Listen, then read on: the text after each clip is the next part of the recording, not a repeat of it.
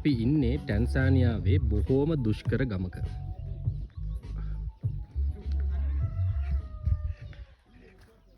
මේ ගමේ ගෙවල් හදලා තියෙන්නේ මැටියෙන්. වහලයට දාලා තියෙන්නේ මානවලට සමාන ගස් జాතියක්. මෙයාලා මේ අවට තියෙන පොඩි මැණික් ඉල්ලම් වලින් මැණික් ගරාගෙන තමයි ජීවත් වෙන්නේ.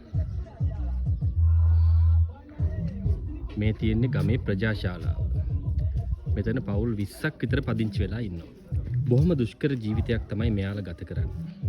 එයාලම ඇති කරගන්න කුකුල්ලුන්ගෙන් විතර ලබා ගන්නවා. ඒ වගේම මසටත් මේ කුකුල්ලු පාවිච්චි කරනවා. මේ අපි ඉන්නේ වර්ෂා කාලේ අවසාන භාගයේනේ. ඉතින් එයාලා බඩිරිඟු වගා කරනවා එයාලගේ ප්‍රධාන ආහාරය නිසා. ඒ වගේම සූර්යකාන්ත වගා කරනවා. සූර්යකාන්ත ඇට වලින් තෙල් නිපදවා ගන්නවා.